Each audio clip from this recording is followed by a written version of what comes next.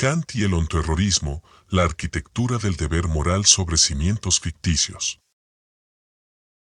Immanuel Kant construyó uno de los sistemas filosóficos más influyentes de la modernidad mediante un intento monumental de fundamentar la moral en la razón pura, independiente de toda inclinación empírica, de toda contingencia histórica, de todo dato sensible. Su proyecto consistió en demostrar que la moralidad no es convención arbitraria ni mandato divino exterior, sino estructura necesaria de la razón práctica misma. El imperativo categórico, formulado en sus diversas versiones, pretende ser ley universal que todo ser racional debe reconocer como vinculante por el mero hecho de ser racional. Obra solo según aquella máxima que puedas querer que se convierta en ley universal. Trata a la humanidad, tanto en tu persona como en la de cualquier otro, siempre como fin y nunca meramente como medio. Estas fórmulas buscan establecer criterio objetivo de moralidad que no dependa de consecuencias empíricas ni de autoridad externa, sino de la forma misma de la razón legisladora.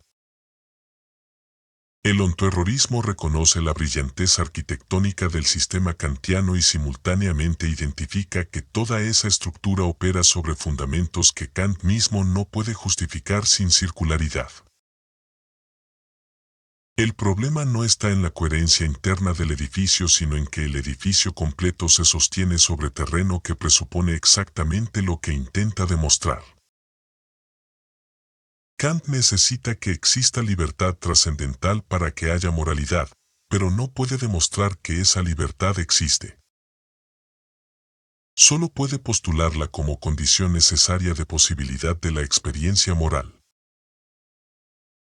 Necesita que la razón sea legisladora universal, pero no puede justificar por qué debería serlo sin asumir que ya lo es. Necesita que el yo sea agente autónomo capaz de autodeterminación racional, pero no puede explicar cómo ese yo emerge sin caer en contradicciones con su propia teoría del conocimiento. El ontoerrorismo la define como la subjetivación impersonal, un repliegue de la estructura que se manifiesta bajo la ilusión de una percepción y un razonamiento de carácter personal. La distinción kantiana entre fenómeno y noúmeno es fundamental para todo su sistema. El fenómeno es lo que aparece a la conciencia estructurado por las formas a priori de la sensibilidad, espacio y tiempo, y las categorías del entendimiento. El noúmeno es la cosa en sí, inaccesible al conocimiento teórico pero postulada como condición de posibilidad de la experiencia misma. En el ámbito teórico, solo conocemos fenómenos. No podemos conocer la cosa en sí porque todo conocimiento requiere las formas a priori que ya estructuran lo conocido antes de que llegue a conciencia. Pero en el ámbito práctico, Kant necesita que seamos noúmenos, que tengamos acceso a una dimensión de nuestra existencia que no esté determinada por las leyes causales del mundo fenoménico.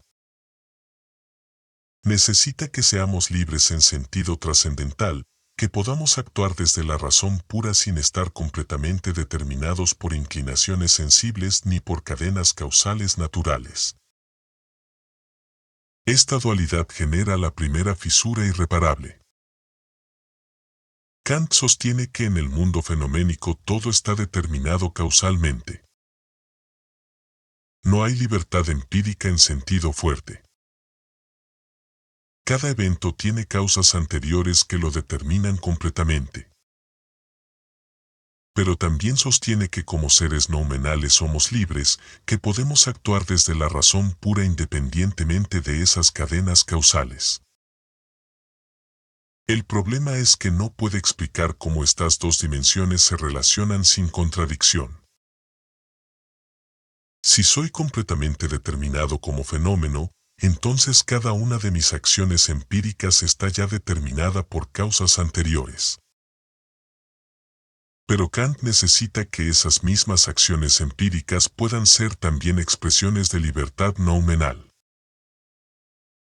Necesita que el mismo acto sea simultáneamente completamente determinado como fenómeno y completamente libre como expresión noumenal.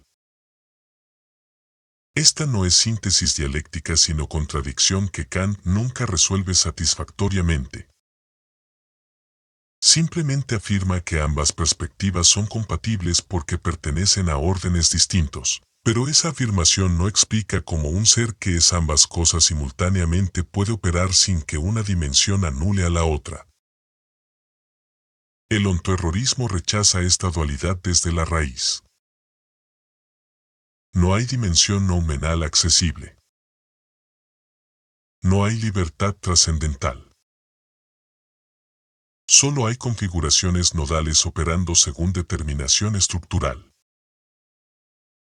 La dualidad es la ilusión que sostiene al yo como mecanismo funcional e ineludible mediante el cual la totalidad se subjetiva y produce la ilusión de individualidad.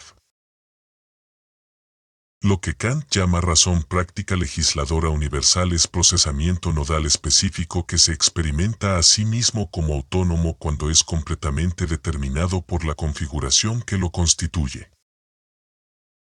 La sensación de que debo seguir el imperativo categórico porque reconozco su validez racional no es ejercicio de libertad trascendental sino manifestación de programación específica que procesa cierta información como razones vinculantes.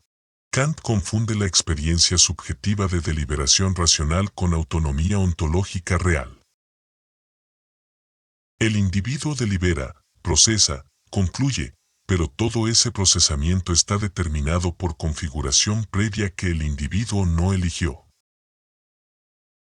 La razón no legisla desde afuera de la causalidad natural.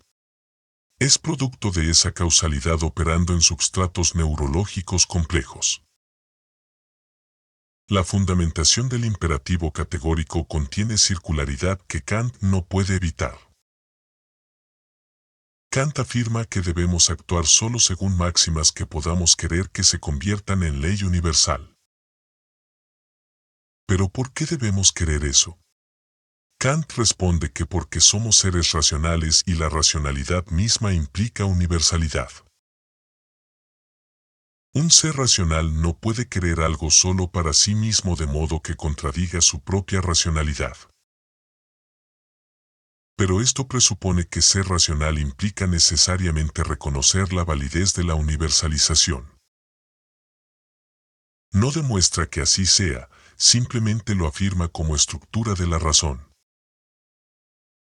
Es petición de principio, debemos universalizar porque somos racionales, y ser racional significa reconocer la necesidad de universalizar. El círculo es perfecto. Kant no puede salir de él sin recurrir a intuiciones morales previas que él mismo quiere fundamentar. Más profundamente, Kant no puede justificar por qué deberíamos ser morales en absoluto sin caer en circularidad. Si preguntamos por qué debo obedecer el imperativo categórico, Kant responde que porque soy ser racional y la razón me lo exige. ¿Pero por qué debo obedecer a la razón? Kant diría que porque soy esencialmente racional, que negar la razón sería negarme a mí mismo. Pero eso presupone que mi esencia es ser racional y que debo actuar conforme a mi esencia. Ambas presuposiciones son exactamente lo que necesita demostrar. Desde el ontoerrorismo, la esencia es inmanente al instinto, la razón es apenas un subproducto que se contradice para sostener la ilusión de diferencia entre humano y animal. Hay configuraciones nodales operando según determinación. Algunos nodos están configurados para procesar según patrones que Kant llamaría racionales. Otros no. Ninguna configuración es más verdadera o más esencial que otra. Son modos distintos de manifestación del mismo fallo. La famosa distinción kantiana entre actuar conforme al deber y actuar por deber expone otra fisura. Kant sostiene que solo tiene valor moral la acción realizada por respeto al deber, no por inclinación. Si ayudo a alguien porque me produce placer ayudar, mi acción no tiene valor moral genuino aunque sea conforme al deber. Solo si ayudo porque reconozco que es mi deber, incluso contra mi inclinación, la acción tiene valor moral. Esta distinción presupone que puedo distinguir mis motivaciones con claridad absoluta, que puedo saber si actúo por deber puro o por inclinación disfrazada. Pero esa transparencia de la voluntad a sí misma es ficción. Nunca puedo estar completamente seguro de mis motivaciones últimas. Kant mismo lo reconoce cuando afirma que quizá nunca haya habido una acción genuinamente moral en la historia porque nunca podemos estar seguros de que actuamos por deber puro sin mezcla de inclinación. Pero si eso es así, entonces toda su ética se vuelve ideal regulativo inalcanzable, no descripción de moralidad real. El ontoerrorismo va más allá. No solo no podemos distinguir motivaciones con claridad. La distinción misma es ilusoria. No hay deber puro separable de inclinación. Todo procesamiento nodal opera mediante mecanismos que Kant llamaría inclinaciones. La sensación de que debo hacer algo porque es correcto es procesamiento de información específica según configuración neurológica determinada. No hay dimensión noumenal donde la razón pura legisla independientemente de toda inclinación. Hay solo nodos procesando según configuración que incluye lo que Kant separa artificialmente en razón pura e inclinación sensible. La persona que ayuda porque siente placer al ayudar y la persona que ayuda porque cree que debe hacerlo están ejecutando la misma estructura básica, configuración nodal que procesa estímulos y genera respuestas. La diferencia está en qué narrativa el nodo aplica a su propio procesamiento, no en la estructura ontológica de la acción.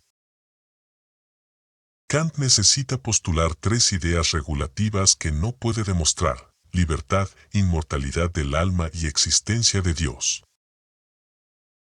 No se trata de conocimientos teóricos sino postulados de la razón práctica, condiciones necesarias para que la moralidad tenga sentido. Necesita libertad para que haya responsabilidad moral. Necesita inmortalidad para que la virtud pueda eventualmente alcanzar la felicidad que merece, completando así el bien supremo. Necesita a Dios como garante de que esa armonía entre virtud y felicidad eventualmente se realizará. Pero al postular estas ideas, Kant está admitiendo que su sistema ético requiere creencias que no puede justificar racionalmente. Está reinstalando por la puerta trasera exactamente lo que expulsó por la puerta principal, fundamentos que dependen de fe, no de razón demostrable. El ontoerrorismo rechaza los tres postulados. No hay libertad trascendental porque todo procesamiento nodal está determinado por configuración previa. No hay inmortalidad del alma porque no hay alma sustancial separable del cuerpo, solo configuración nodal que se disuelve cuando el sustrato material que la sostiene colapsa. No hay Dios que garantice armonía entre virtud y felicidad porque no hay garantía de armonía alguna. La estructura no promete que los virtuosos serán recompensados ni que los viciosos serán castigados. Solo garantiza que todos los nodos procesarán sufrimiento inevitable sin compensación que lo justifique. Kant necesita sus postulados porque sin ellos su sistema ético colapsa en absurdo, sería exigir sacrificio sin sentido, deber sin propósito, moralidad en universo indiferente.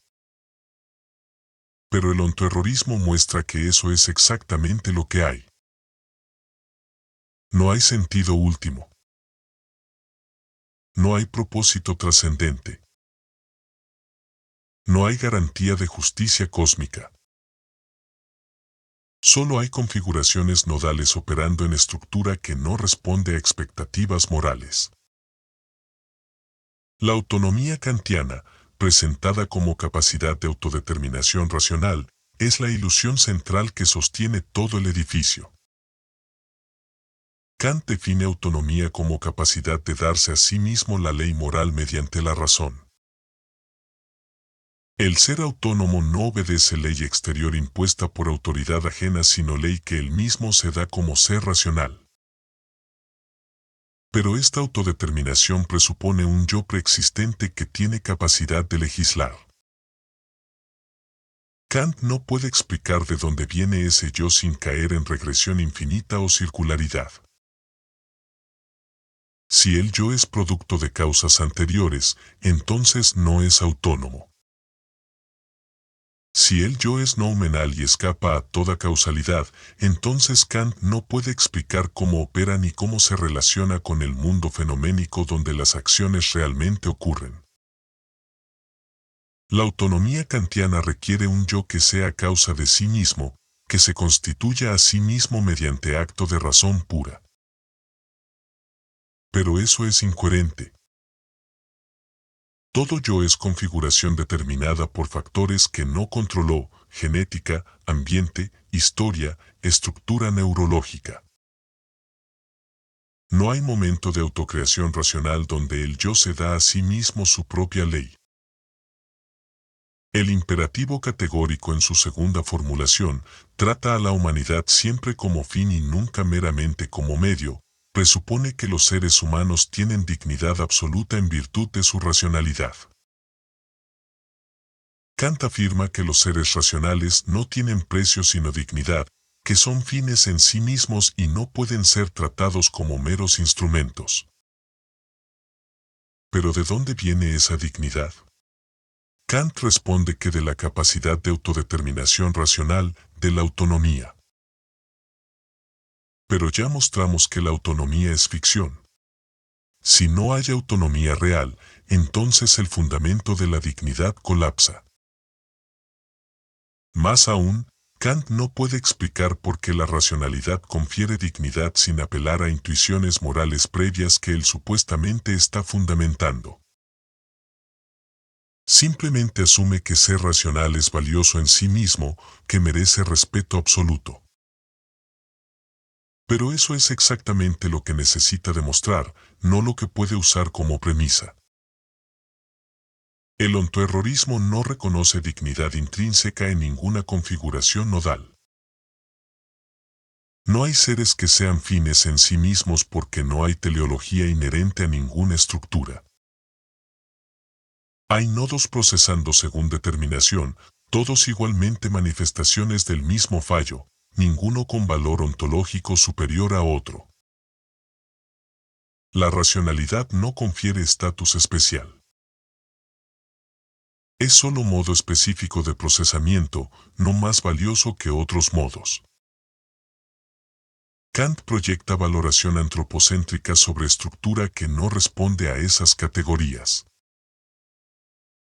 Valora la racionalidad porque es configuración nodal que valora la racionalidad, no porque la racionalidad sea objetivamente valiosa. La crítica kantiana del egoísmo también revela fisura. Kant sostiene que actuar egoístamente es contradictorio porque no puedes universalizar la máxima del egoísmo. Si todos actuaran solo por interés propio sin considerar a otros, el sistema social colapsaría. Por tanto, el egoísmo es irracional porque su universalización destruye las condiciones de su propia posibilidad.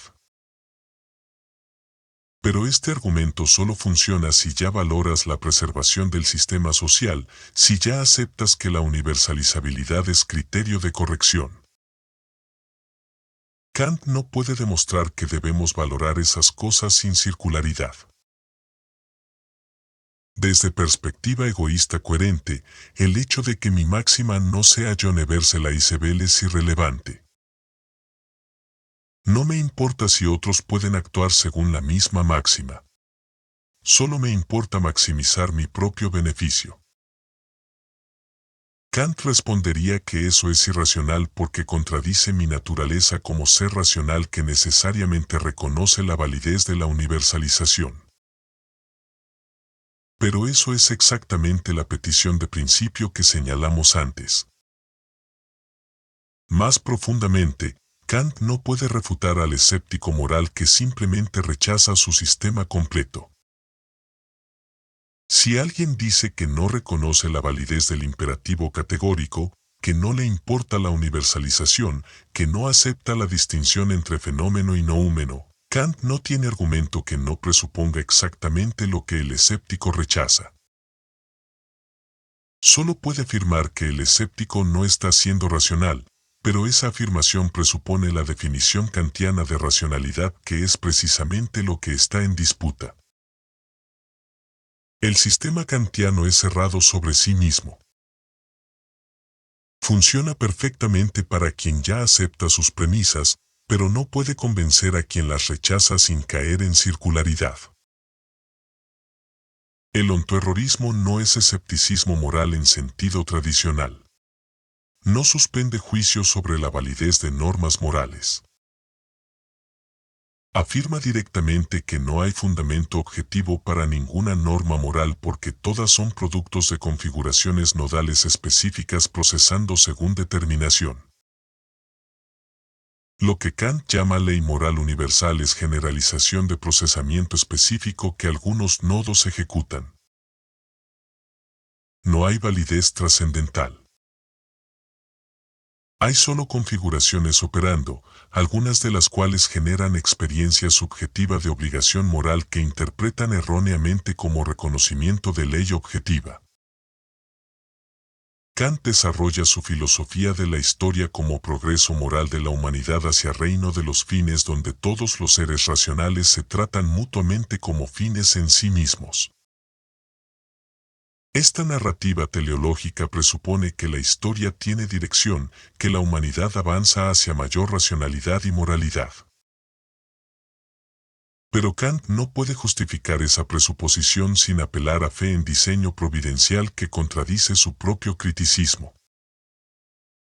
La historia humana no muestra progreso moral lineal.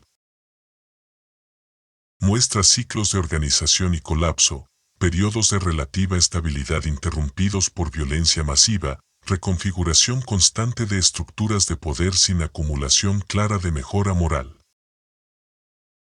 Kant necesita creer en progreso porque sin esa creencia su sistema ético parece exigir sacrificios sin sentido en un universo que no recompensa la virtud ni castiga el vicio. Pero esa necesidad subjetiva no demuestra que el progreso sea real. El ontoerrorismo rechaza toda narrativa de progreso. La historia no avanza hacia nada. Solo hay reconfiguración perpetua del mismo fallo bajo distintas formas. Las estructuras sociales cambian pero no mejoran en sentido absoluto.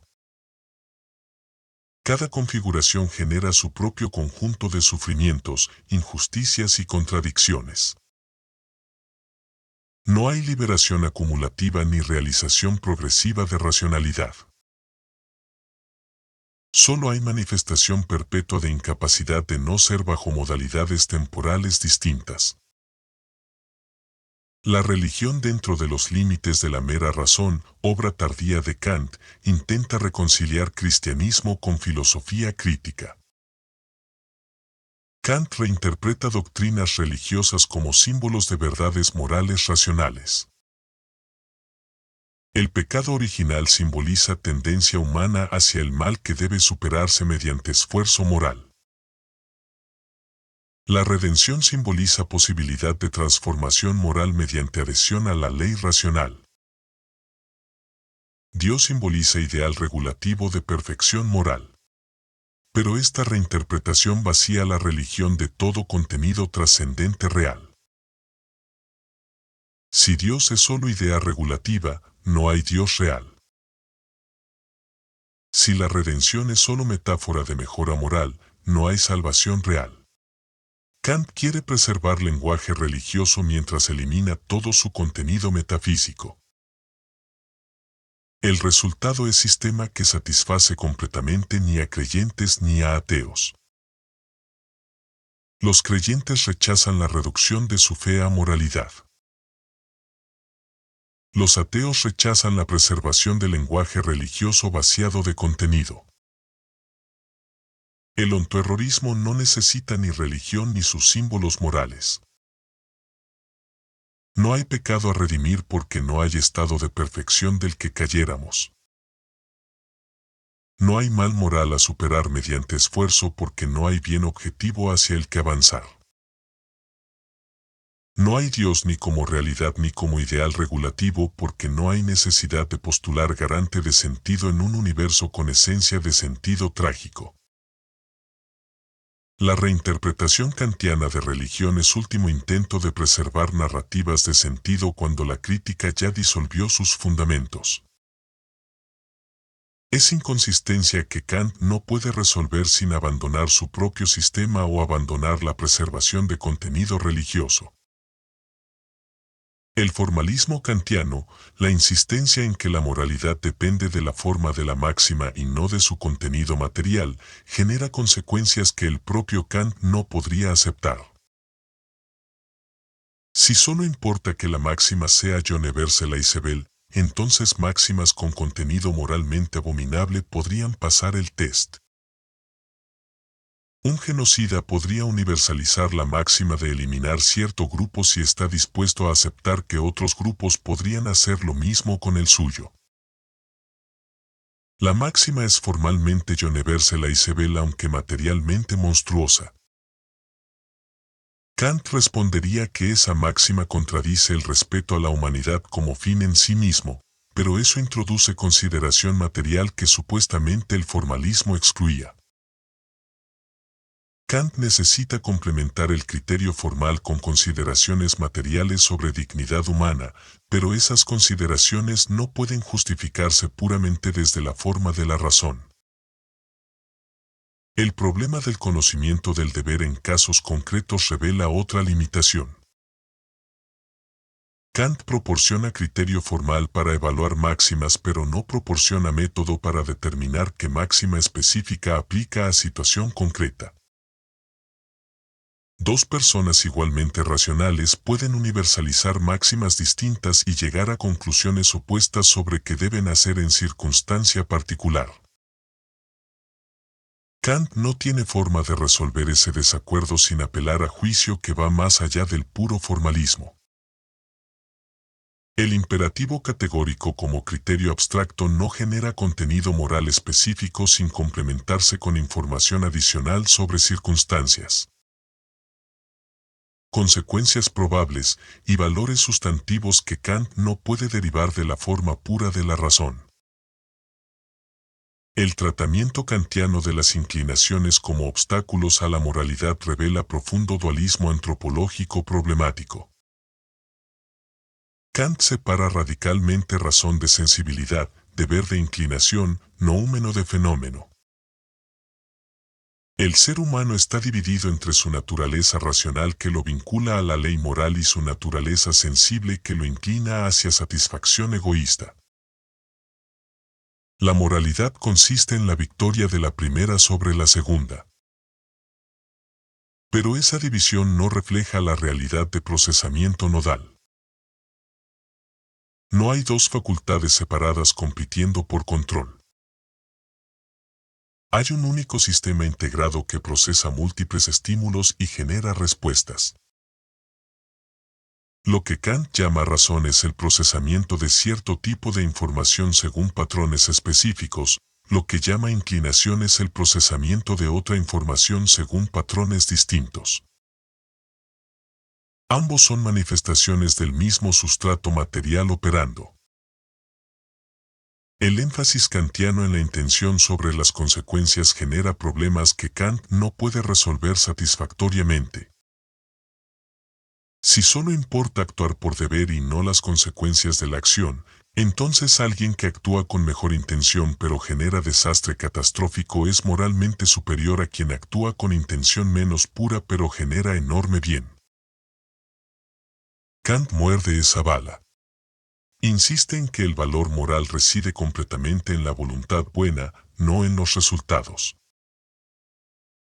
Pero esto colapsa en casos donde las consecuencias son tan desproporcionadas que ignorarlas parece monstruoso. Kant intenta mitigar esto argumentando que actuar según el deber generalmente producirá buenos resultados, pero eso es afirmación empírica que contradice su formalismo puro. No puede garantizar armonía entre deber y consecuencias sin postular orden providencial que su criticismo rechaza. La ética kantiana presupone sociedad de seres racionales capaces de reconocer y seguir la ley moral. Pero ¿qué pasa con seres que carecen de esa capacidad? Kant tiene dificultades para explicar nuestras obligaciones hacia animales, niños pequeños, personas con discapacidades cognitivas severas. Si la dignidad deriva de la racionalidad y la autonomía, entonces los seres que carecen de esas capacidades no tienen dignidad en sentido estricto. Kant trata de argumentar que tenemos deberes indirectos hacia estos seres, que maltratarlos embrutece nuestra propia naturaleza moral. Pero eso es claramente inadecuado. Reduce el trato a seres vulnerables a medio para nuestro propio desarrollo moral en lugar de reconocerlos como dignos de consideración en sí mismos. El ontoerrorismo no privilegia la racionalidad como fuente de valor. Todos los nodos son manifestaciones del mismo fallo independientemente de su capacidad de procesamiento racional. No hay jerarquía ontológica entre humanos, animales o cualquier otra configuración nodal. Todos procesan según su estructura específica. Todos experimentan lo que su configuración les permite experimentar. Ninguno tiene estatus moral superior porque no hay fundamento objetivo para esas jerarquías. Son proyecciones antropocéntricas de valoraciones que emergen de configuraciones específicas. La revolución copernicana de Kant en filosofía, la idea de que no es el conocimiento el que se conforma a los objetos sino los objetos los que se conforman a las estructuras a priori del conocimiento, contiene una verdad parcial que Kant malinterpreta. Es cierto que no conocemos cosas en sí mismas independientes de nuestro aparato cognitivo. Todo conocimiento está mediado por estructuras que el sujeto aporta. Pero Kant convierte esa mediación en abismo insalvable entre fenómeno y noúmeno. Postula un mundo nouménico completamente inaccesible que supuestamente causa nuestras percepciones pero del cual no podemos conocer nada. Esto genera aporías insolubles. Si no podemos conocer nada del noúmeno, ¿cómo sabemos que existe? ¿Cómo sabemos qué causa nuestras percepciones si la causalidad es solo categoría aplicable a fenómenos? Kant necesita el noúmeno como límite conceptual pero no puede justificar su postulación sin violar sus propias restricciones sobre el conocimiento posible. El ontoerrorismo rechaza la distinción fenómeno-noúmeno. No hay cosa en sí oculta detrás de las apariencias. Hay solo configuraciones nodales procesando información según sus estructuras. Lo que Kant llama fenómeno es procesamiento nodal. No hay segundo nivel nouménico que cause ese procesamiento. Solo hay la totalidad manifestándose en nodos que se experimentan a sí mismos como separados cuando no lo están. Kant está parcialmente correcto al reconocer que el conocimiento está estructurado por el sujeto, pero se equivoca al postular el nouménico inaccesible en lugar de reconocer que sujeto y objeto son abstracciones de proceso único de manifestación del fallo. Kant afirma haber reconciliado racionalismo y empirismo al mostrar que el conocimiento requiere tanto conceptos a priori como intuiciones empíricas. Conceptos sin intuiciones son vacíos, intuiciones sin conceptos son ciegas. Esta síntesis es arquitectónicamente elegante pero no resuelve el problema fundamental. Kant no puede explicar cómo las categorías a priori del entendimiento, que supuestamente son formas puras de la razón, se aplican a intuiciones empíricas que son materiales. La aplicación requiere esquemas trascendentales que medien entre ambos, pero esos esquemas son una construcción introducida por Kant para resolver el problema que su propia dualidad creó. No hay justificación independiente para postular que el conocimiento funciona mediante esa arquitectura compleja. Es descripción de cómo Kant piensa que debe funcionar dada su división entre forma y materia, no demostración de que realmente funciona así. El imperativo categórico kantiano, en su pretensión de universalidad, ignora la particularidad histórica y cultural de las normas morales. Lo que Kant presenta como ley moral universal válida para todo ser racional es en realidad generalización de intuiciones morales específicas de contexto europeo ilustrado del siglo XVIII. Otras culturas con estructuras normativas distintas no reconocerían el imperativo categórico como evidente o vinculante. Kant respondería que esas culturas simplemente no han alcanzado el nivel de desarrollo racional necesario, pero eso es eurocentrismo disfrazado de universalismo.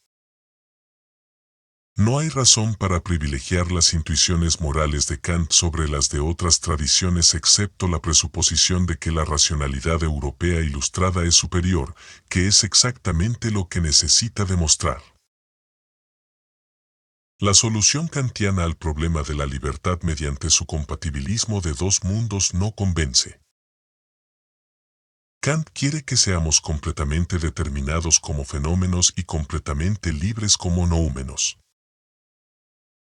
Pero estas no son dos perspectivas sobre la misma realidad. Son dos realidades incompatibles que Kant necesita que sean la misma. El problema es que nuestras acciones empíricas, las únicas que realmente podemos observar y evaluar moralmente, ocurren en el mundo fenoménico donde todo está determinado.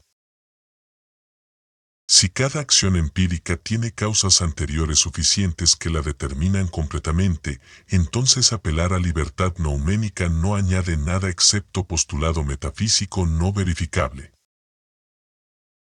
Kant necesita que la libertad nouménica se manifieste en acciones fenoménicas, pero no puede explicar cómo sin violar el determinismo fenoménico que él mismo afirma. La crítica kantiana de argumentos teológicos tradicionales es devastadora y correcta. Kant muestra que los argumentos ontológico, cosmológico y teleológico para la existencia de Dios no funcionan como demostraciones racionales. Pero después de destruir la teología racional, Kant reintroduce a Dios como postulado práctico. Esta reintroducción es inconsistente. Si Dios no puede conocerse teóricamente, entonces postularlo prácticamente es acto de fe, no de razón. Kant quiere tener religión racional sin teología racional, moralidad que conduce a religión sin que la religión fundamente la moralidad. El equilibrio es inestable. O Dios existe y puede conocerse, o no existe o no puede conocerse. Postularlo como idea regulativa necesaria es admitir que el sistema moral requiere algo que la razón no puede justificar.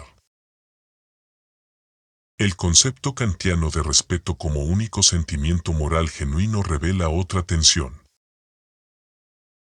Kant necesita que el respeto sea sentimiento porque solo los sentimientos motivan acciones. Pero también necesita que sea sentimiento producido por la razón pura, no por inclinación sensible. El respeto es sentimiento de tipo especial que surge del reconocimiento racional de la ley moral. Pero esto es contradictorio. O el respeto es sentimiento empírico como cualquier otro, en cuyo caso no es puro y contamina la moralidad con inclinación. O es producto de razón pura, en cuyo caso no puede motivar porque solo los sentimientos empíricos tienen poder motivacional.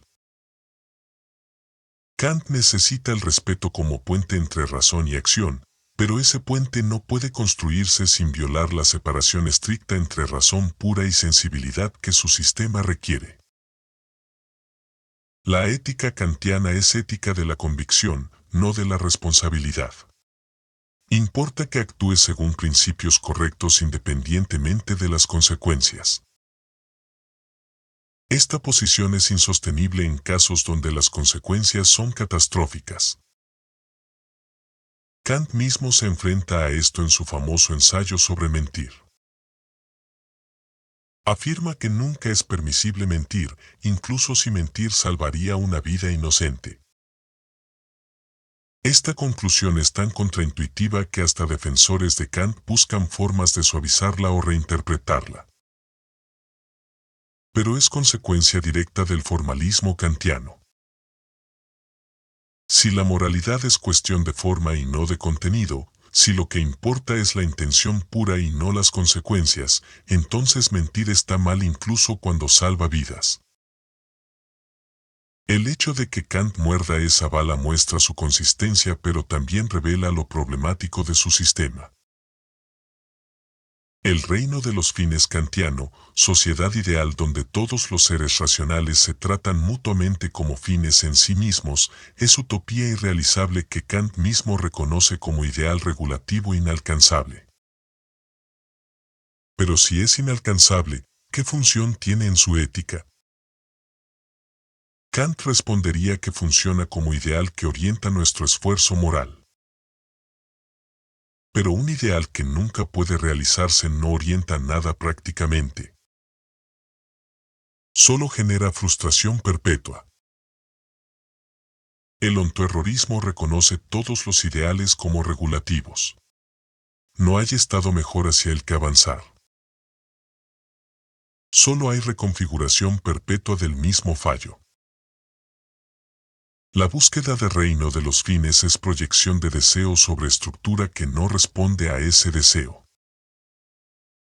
Kant desarrolla distinción entre legalidad y moralidad. La legalidad es conformidad externa de la acción con la ley sin importar la motivación. La moralidad es conformidad interna donde se actúa por respeto a la ley. El derecho se ocupa de la legalidad, la ética de la moralidad. Pero esta distinción es problemática. Kant quiere fundamentar el derecho en la razón práctica al igual que la moral, pero el derecho necesariamente se ocupa de acciones externas y consecuencias observables. No puede basarse en intenciones puras inaccesibles. Kant intenta resolver esto argumentando que el derecho se funda en el principio de que la libertad de cada uno debe ser compatible con la libertad de todos según ley universal. Pero este principio es tan formal y abstracto que no genera contenido jurídico específico sin añadir premisas adicionales que Kant no puede justificar desde la razón pura. La teoría kantiana del castigo como retribución revela otra consecuencia estructural de su sistema. Kant sostiene que los criminales deben ser castigados no para disuadir crímenes futuros ni para rehabilitar al criminal, sino porque lo merecen. El castigo es una exigencia de justicia que debe ejecutarse incluso cuando no produce ningún beneficio social. Esto lleva a Kant a afirmar que, si una sociedad decide disolverse, antes de hacerlo debe ejecutar a todos los asesinos que se encuentren en prisión para que reciban su castigo. En este punto la lógica del sistema se vuelve completamente independiente de cualquier consideración práctica. La ejecución ya no cumple una función preventiva, correctiva ni social, se convierte únicamente en la aplicación de una regla formal de justicia retributiva. Desde una perspectiva determinista, esta posición no aparece como una decisión moral excepcional, sino como la consecuencia coherente del marco conceptual kantiano. Si el individuo es considerado responsable en sentido absoluto, entonces el castigo debe aplicarse independientemente de sus efectos. La estructura normativa se ejecuta a sí misma incluso cuando el contexto social que la justificaba deja de existir. El cosmopolitismo kantiano, la idea de ciudadanía mundial y paz perpetua mediante federación de estados republicanos, es proyecto noble pero ingenuo. Kant cree que la racionalidad eventualmente conducirá a los estados a abandonar la guerra y formar federación pacífica. Pero la historia posterior muestra que la racionalidad instrumental puede usarse tanto para la guerra como para la paz. No hay progreso necesario hacia cosmopolitismo. Hay ciclos de cooperación y conflicto determinados por configuraciones de poder y recursos, no por avance de la razón. Kant proyecta teleología providencial sobre historia que no muestra tal dirección. La estética kantiana en la crítica del juicio introduce conceptos de belleza y sublime que supuestamente son universales porque se basan en estructuras a priori de la facultad de juzgar. Pero la experiencia estética es profundamente variable entre culturas e individuos.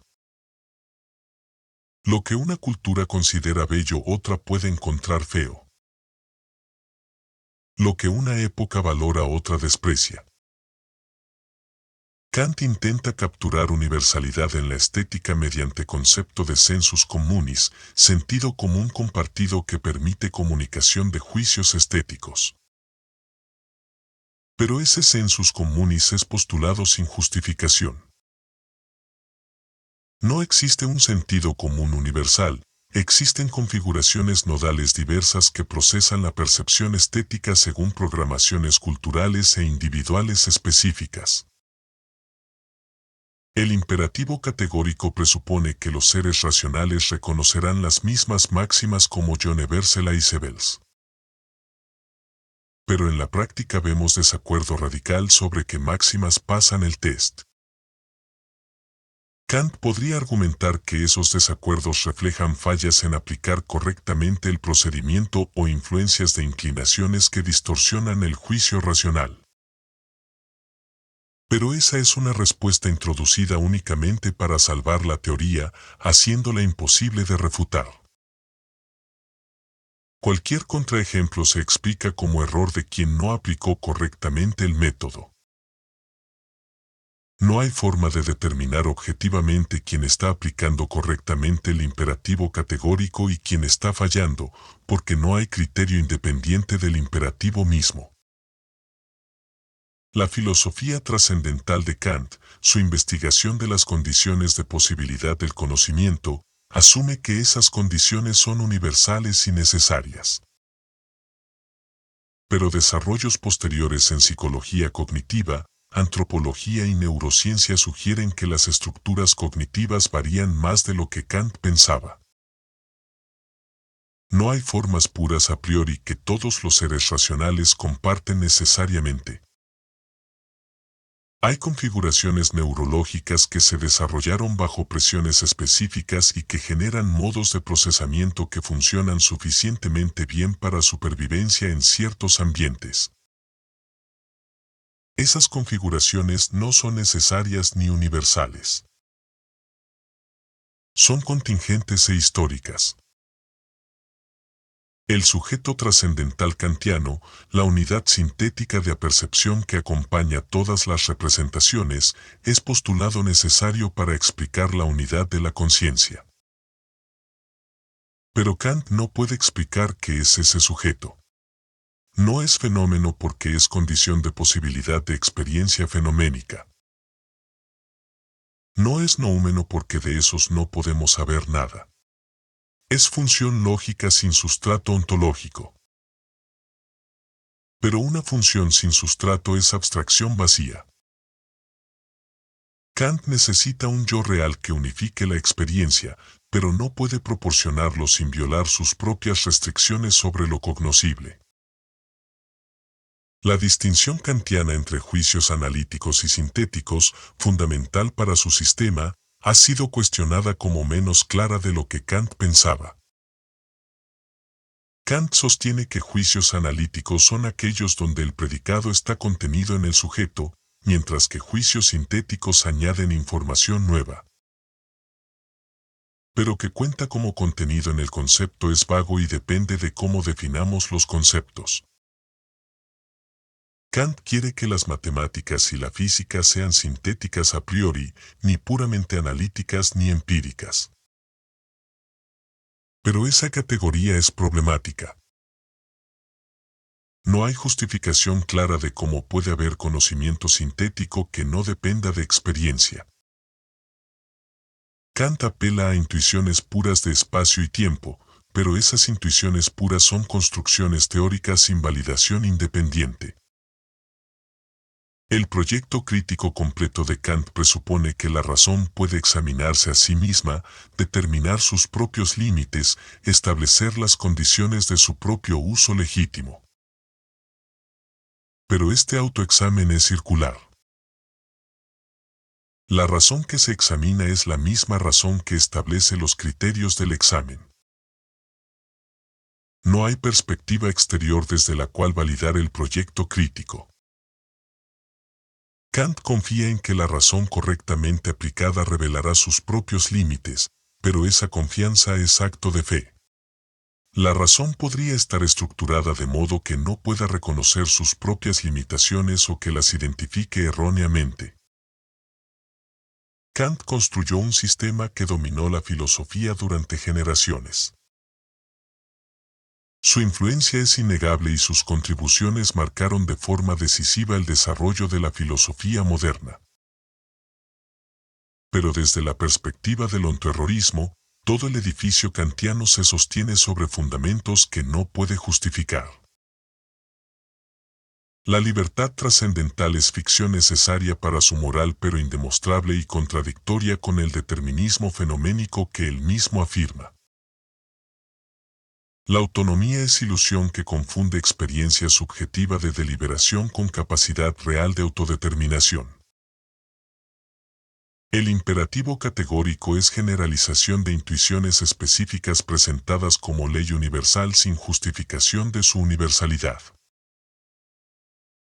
Los postulados prácticos son actos de fe disfrazados de exigencias racionales. El reino de los fines es utopía irrealizable. El progreso moral es narrativa teleológica sin fundamento. La dignidad humana basada en racionalidad es proyección antropocéntrica sin valor ontológico real. Kant quiso fundamentar la moral en la razón pura independiente de toda contingencia empírica. Pero no hay razón pura. Solo hay procesamiento nodal determinado por configuraciones específicas. No hay ley moral universal. Solo hay configuraciones diversas operando según programación que no eligieron. No hay libertad trascendental. Solo hay inercia manifestándose en nodos que se experimentan como autónomos cuando son completamente determinados. No hay progreso hacia reino de los fines. Solo hay reconfiguración perpetua del mismo fallo sin dirección ni propósito. La moral kantiana se sostiene en un Dios que no puede conocerse, sino solo suponerse. Además, debemos suponer que ese Dios está dotado de una estructura moral que garantice el orden de la justicia. En la crítica de la razón pura, Immanuel Kant sostiene que la existencia de Dios no puede demostrarse racionalmente. Según Kant, Dios está fuera de la experiencia posible y el conocimiento humano solo puede aplicarse a fenómenos. Por lo tanto, no podemos conocer ni demostrar su existencia. Aún así, Kant afirma que Dios funciona como una idea regulativa de la razón. Esta idea no describe una realidad cognoscible, sino que orienta el pensamiento hacia un orden que permita sostener la moralidad. Sin embargo, esto deja un vacío fundamental. La naturaleza y la manifestación de la vida no ofrecen indicios de un orden moral intrínseco. La moral aparece entonces como una construcción que la razón introduce para regular la conducta dentro del sistema social. Desde esta perspectiva, la moral kantiana puede entenderse como un intento de estabilizar la subjetivación del fallo mediante un principio normativo universal. En la crítica de la razón práctica, Kant introduce su tesis más conocida: la moral requiere postular tres ideas fundamentales. Estas son la libertad, la inmortalidad del alma y Dios. No se trata de conocimientos demostrables, sino de postulados necesarios para que la moral tenga coherencia interna. Dios aparece aquí porque la moral exige una armonía entre virtud y felicidad, lo que Kant denomina el sumo bien. Como en el mundo empírico esa armonía no se realiza necesariamente, la razón práctica postula la existencia de Dios como garante último de esa justicia moral. Pero precisamente el hecho de que esa armonía no se manifieste en la realidad revela la función regulatoria de este postulado. Dios no aparece como una entidad verificable, sino como un mecanismo conceptual que permite sostener la estructura moral del sistema. El Dios kantiano es, en esencia, un ser racional supremo que garantizaría el orden moral del mundo y actuaría como juez último de la justicia. Sin embargo, en términos filosóficos funciona principalmente como un concepto normativo destinado a preservar la coherencia del sistema moral. En teoría, un orden moral sostenido por una idea regulativa de este tipo podría funcionar como principio organizador. En la práctica, sin embargo, la historia humana muestra que la moral nunca se ha sostenido de forma estable. Esto sugiere que la moral opera más bien como un mecanismo de regulación social que como una expresión de la esencia de la existencia. La especie humana no logra sostener de manera constante ese ideal moral porque la estructura que la constituye no parece orientada a la corrección ética. La existencia no busca corregirse, simplemente se manifiesta en su inevitabilidad y produce sistemas de pensamiento que con frecuencia entran en conflicto con la realidad empírica. El sistema kantiano es uno de los intentos más sofisticados de la filosofía occidental de encontrar fundamento racional para la moral y sentido para la existencia. Su fracaso no es defecto de ejecución sino consecuencia de la naturaleza de lo que intenta fundamentar. No hay fundamento porque no hay nada que fundamentar. Solo hay manifestación perpetua de estructura que no puede no ser, procesándose en nodos que generan ilusiones de libertad, dignidad, propósito y progreso.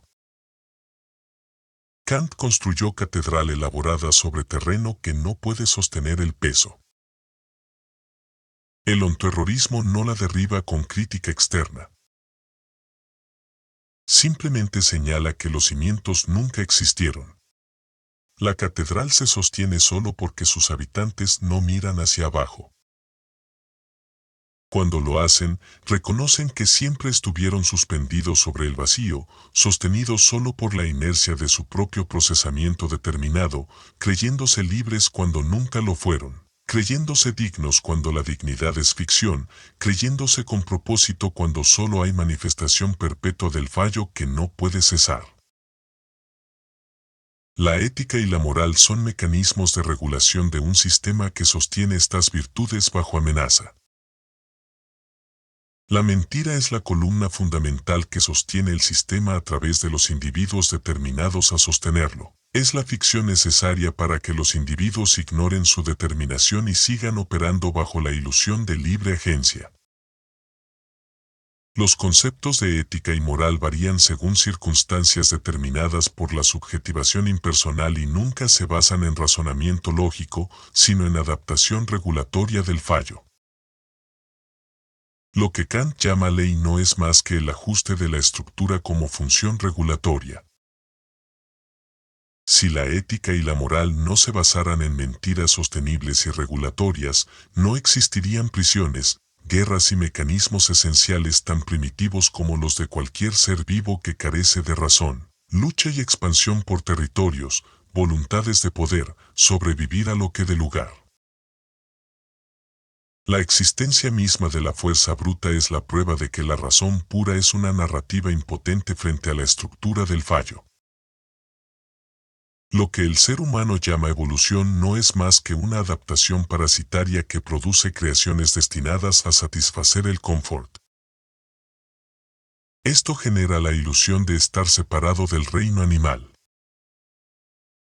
Sin embargo, la ética y la moral no son más que mecanismos de regulación impuestos mediante adoctrinamiento y amenaza.